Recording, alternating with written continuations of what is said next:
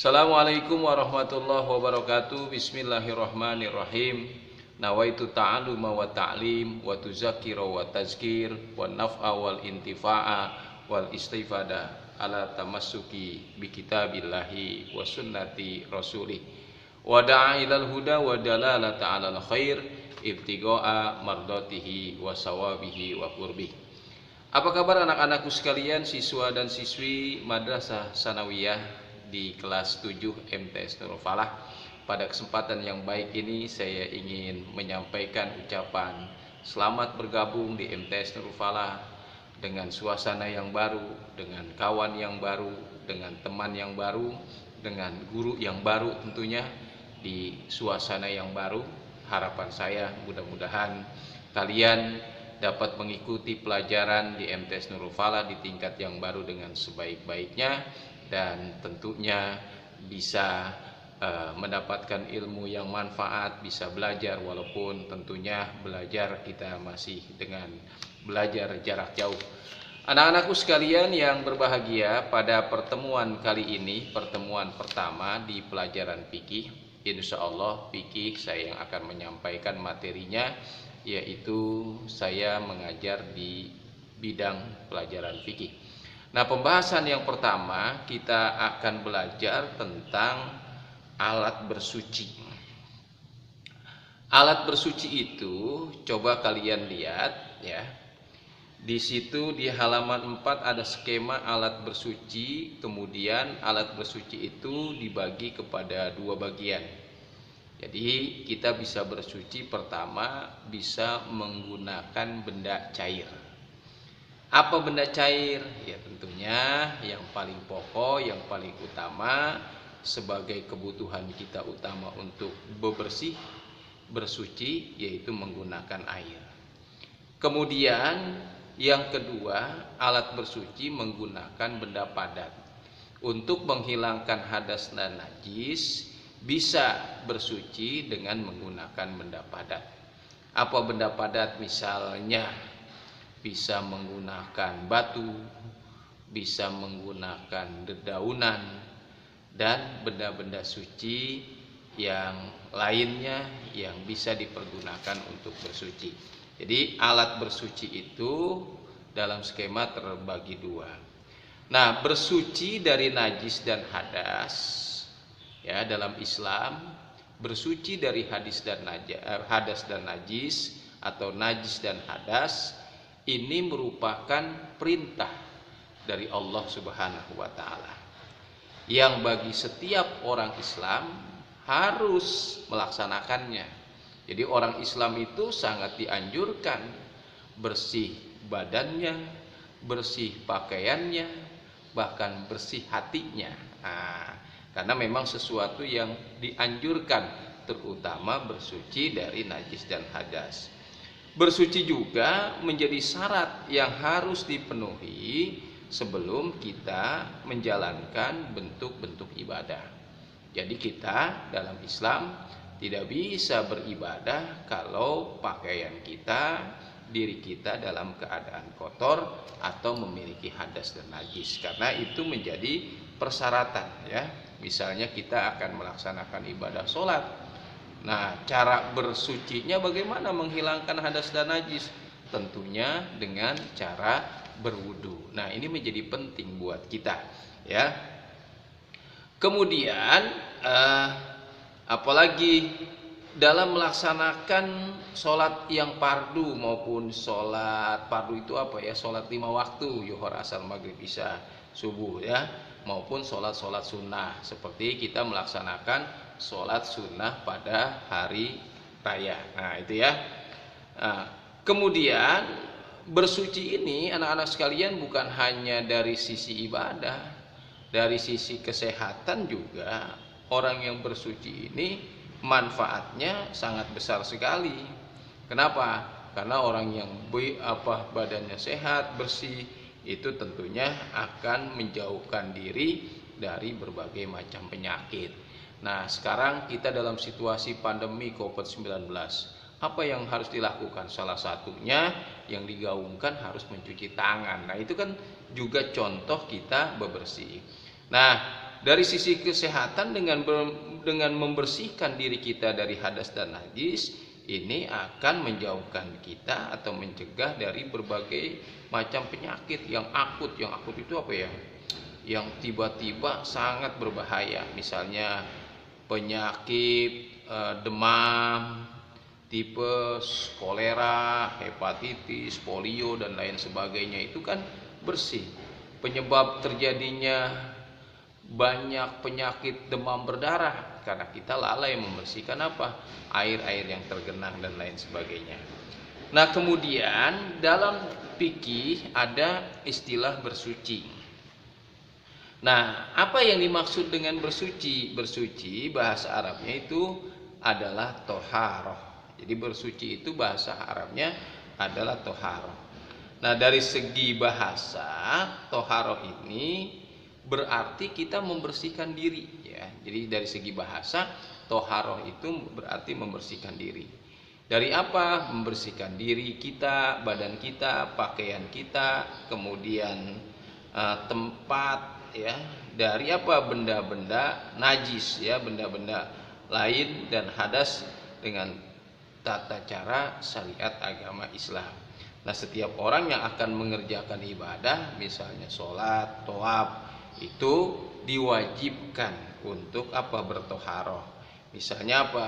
Dengan cara bertayamum, kemudian apa? Dengan mandi, ya, atau wudu. Mandi itu untuk menghilangkan hadas besar.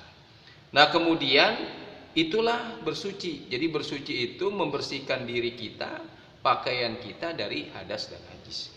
Nah, alat bersucinya adalah benda. Benda itu alat yang dapat digunakan untuk bersuci dari najis dan hadas. Nah, alatnya ini tadi sudah saya sampaikan terbagi kepada dua. Bisa menggunakan benda cair, bisa menggunakan benda padat. Menggunakan benda cair tentunya menggunakan air yang tohirun mutohirun, yang suci lagi mensucikan. Kalau benda padat tentunya adalah benda yang apa namanya, yang bisa dipergunakan untuk bersuci dari hadas dan najis. Misalnya batu-batuan, dedaunan, atau benda-benda lain yang bisa dipergunakan, misalnya tisu dan lain sebagainya, ya. Kemudian tadi kita sudah bahas benda-benda yang bisa dipergunakan untuk bersuci atau alatnya, yaitu air. Nah, air tidak semua air bisa dipergunakan untuk bersuci, ya. Nggak bisa lah kita bersuci mempergunakan misalnya air kelapa. Oleh karena itu dalam fikih, nah, air ini terbagi kepada beberapa bagian. Nah, air yang bisa dipergunakan untuk bersuci adalah air mutlak. Air mutlak ini disebut apa?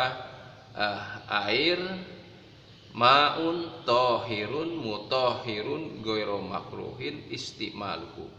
Air yang suci lagi mensucikan, tidak makruh dipergunakan. Nah, itu pertama tuh, air mutlak istilahnya. Jadi air ada macam-macamnya. Satu, air mutlak. Air mutlak itu air yang suci mensucikan. Tohirun apa? Ma'un tohirun mutohirun goiru makruhin istimalihi. Mana contohnya yang termasuk kategori air mutlak? Contohnya adalah misalnya air yang memancar dari batu. Kalau kita jalan-jalan di pergunungan, ada gemericik air keluar dari batu bening. Nah, itu boleh dipergunakan apa? Untuk bersuci. Kemudian apa? Air laut. Nah, air laut kalau kita main ke pantai boleh berwudu mempergunakan air laut. Mandi mempergunakan air laut karena suci mensucikan. Kemudian apa? Air sumur. Air sumur, ya, dari dalam tanah. Air sumur itu bisa diambil dengan cara ditimba kalau zaman dulu, ya, mempergunakan kerekan atau mempergunakan pompa air. Nah, itu air sumur yang diambil dari tanah itu bisa dipergunakan untuk apa? Menghilangkan dari hadas dan najis. Kemudian yang keempat air sungai. Air sungai, air yang mengalir dari hulu ke hilir. Tapi sungainya tidak sungai seperti di perkotaan, sungai yang ada di pegunungan, di kampung-kampung ya, yang hanya dipergunakan mengaliri sawah. Nah, itu sungai seperti itu maksudnya, bukan sungai seperti di Bukit Cengkeh yang sudah terkontaminasi dengan limbah-limbah rumah tangga, apalagi limbah-limbah yang dari pabrik dan lain sebagainya. Tentu bukan sungai seperti itu. Kemudian kelima air es. Air es itu air es ya, air es tahu. Nah, kemudian air mata air. Air mata air itu air yang keluar dari sumber mata airnya. Ya, itu atau kalau orang kampung dulu namanya air entuk ya. Kemudian ada air salju. Nah, salju turun seperti di Eropa itu kan dingin, musimnya musim dingin. Nah, itu boleh dipergunakan untuk menghilangkan hadas dan najis ya. Kemudian ada air embun. Embun itu air yang di pagi hari yang ada di dedaunan atau di rumputan ya. Kalau di kampung masih ada air embun. Nah, itu namanya air suci mensucikan. Nah, kemudian yang kedua, macam-macam air, ada air musammas. Air musammas itu adalah air yang hukumnya makruh apabila digunakan untuk bersuci, jadi makruh. Apa air musammas itu? Ma'un tohirun mutohirun makruhun istamaluhu. Air yang suci mensucikan tapi makruh digunakan. Artinya air ini sebaiknya tidak dipergunakan untuk bersuci walaupun masih sah. Nah, air musammas itu apa? Air yang panas. Karena dalam waktu yang lama panasnya itu berubah jadi panas karena sebab terjemur terik matahari dalam bejana yang terbuat dari emas. Jadi bejananya dari emas ya. Tuh, garis bawahi bejananya dari emas. Ya, dan perak. Itulah yang disebut dengan air musammas. Tapi kalau air anget dijemur dari bak tidak termasuk kategori musammas gitu ya.